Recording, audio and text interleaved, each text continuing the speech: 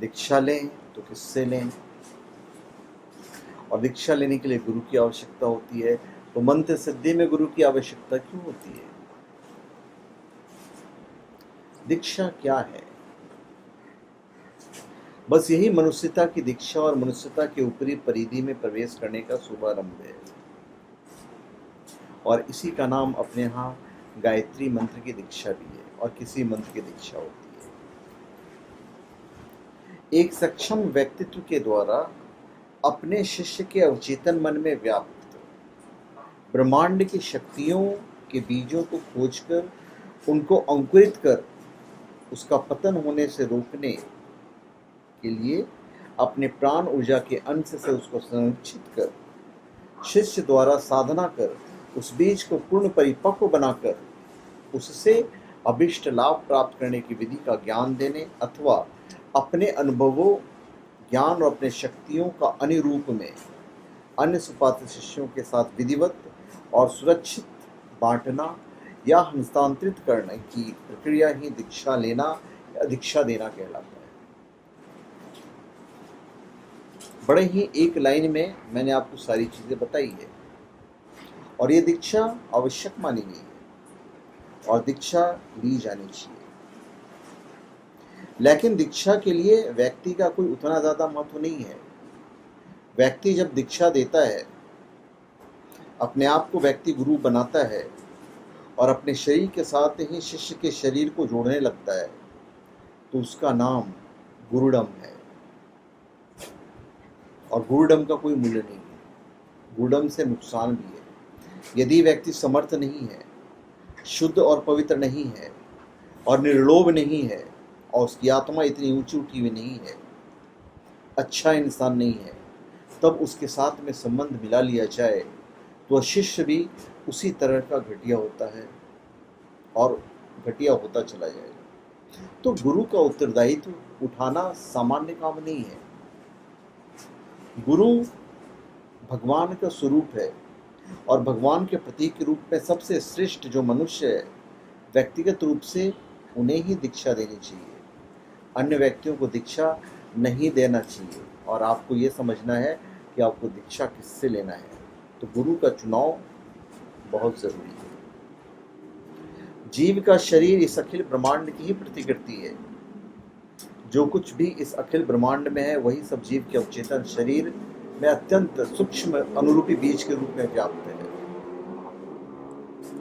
जब कोई व्यक्ति अपने आत्मिक भौतिक उन्नति अथवा अन्य किसी प्रयोजन से किसी गहन सार्थक कर्म करने के उद्देश्य से उस विषय में किसी सक्षम मार्गदर्शन और ज्ञान देने वाले योग्य व्यक्तित्व को अपने हृदय में अपने आत्म प्रदर्शक गुरु के रूप में धारण कर उसके सम्मुख जाकर उससे अपने आत्मोत्थान हेतु निवेदन करता है, तब गुरु उसकी पात्रता का विश्लेषण कर अनेक अनुष्ठान संपन्न कराते हुए अपनी ऊर्जा को अपने शिष्य के साथ बांटने का मानसिक संकल्प लेते हुए गुरु उस साधक द्वारा विशेष पश्चाताप यज्ञ आदि अनुष्ठान संपन्न कराकर आवश्यकता और दीक्षानुसार मंत्रों द्वारा अनेक द्रव्यों से अभिसिंचन करते हुए अभिषिक्त कर उसकी देह, मन और आत्मा को बाहर से और अंदर से निर्मल बनाकर दीक्षा ग्रहण करने योग्य बनाता है।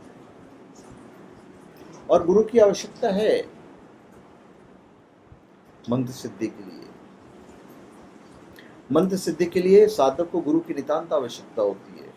इसलिए साधक अपने लिए सामर्थ्यवान गुरु की खोज करता और चयन करता है, और गुरु भी शिष्य की सुपात्रता से प्रभावित होने के उपरांत ही अपना शिष्य स्वीकार करता है।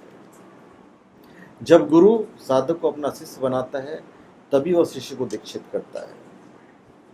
मंत्र की सिद्धि और शक्ति की जो दीक्षा है वो देता है, और गुरु अपने शिष्य को मंत्र की दीक्षा शीघ्र भी दे सकता है और देर से भी दे सकता है, और ये कब देगा ये कहा नहीं जा सकता। वह शिष्य को यह समझकर कि यह दीक्षा देने योग्य हो गया है, उसे दीक्षा देना निरर्थक सिद्ध नहीं होगा, यह जानकर उसे उचित समय पर दीक्षा देता है। यह गुरु की इच्छा पर निर्भर है। तो मंत्र सिद्धि और साधना में गुरु का महत्व है। गुरु की महानता, श्रेष्ठता सर्वोपरि है और निर्विवाद है। शास्त्र में बड़े बड़े ऋषियों मुनियों द्वारा गुरु को ईश्वर तुल्य ही नहीं अपितु उससे भी महान कहा गया है। तो ऐसे ऐसे महान गुरुओं का इतिहास गौरवशाली और गरिमापूर्ण है, जो वास्तव में इस साधक के लिए ईश्वर से भी बढ़कर सिद्ध हुए और होते रहेंगे। भगवान राम और कृष्ण ने महर्षि विश्वामित्र, गुरु वशिष्ठ और संदीपन जैसे गुरुओं की शिष्यता ग्रहण कर गुरु की श्रेष्ठता को प्रमाणित किया है। संत कबीरदास ने तो गुरु की महिमा का वर्णन करते हुए कहा है कि गुरु गोविंद दो खड़े काकू लागू पाओ, बलिहारी गुरु आपनो गोविंद दियो बताए। अर्थात कबीरदास जी गुरु की महिमा का वर्णन करते हुए कहते हैं कि मेरे समक्ष गुरु और गोविंद अर्थात भगवान दोनों ही खड़े हैं, परंतु समझ में नहीं आता कि मैं पहले प्रणाम किसको करूं।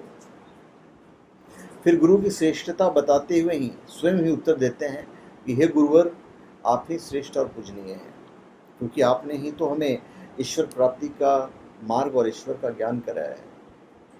अन्यथा मैं तो ईश्वर के संबंध में बिल्कुल ही अनभिज्ञ था, पूरा कागज था।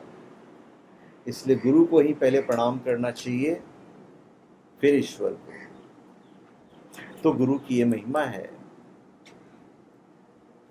तो दीक्षा देने वाले को भगवान के साथ संबंध मिला देने का काम करना चाहिए, और यही काम गुरु का है। तो आप समझ सकते हैं कि गुरु की आवश्यकता क्यों है, और गुरु आपको तलाश करना ही चाहिए जब आप किसी साधना को करते हैं। जिस प्रकार बीज भूमि से बाहर और डिंब गर्भ से बाहर फलीभूत नहीं हो सकता, उसी प्रकार कोई भी मंत्र या साधना परिपक्व हुए बिना सार्वजनिक होने पर निष्फल हो जाती है, और इसी प्रकार दीक्षा लिए बिना की गई साधना भी निष्फल हो जाती है। यह पृथक विषय है कि बिना दीक्षा के दीर्घ काल तक मंत्र जप और यज्ञ आदि करने से थोड़ी सी ऊर्जा अवश्य उत्पन्न होकर आंशिक अनुभूति मात्र करा देती है, अथवा संयोगवश कुछ सकारात्मक घटित हो सकता है, किंतु यह साधना का परिणाम नहीं होता, और साधना का परिणाम तो दीक्षा के उपरांत ही प्राप्त होता है। तो धन्यवाद, आप सबका हमारे चैनल पर स्वागत है। आप हमारे चैनल पर सब्सक्राइब करें और अपने कमेंट दीजिए। धन्यवाद।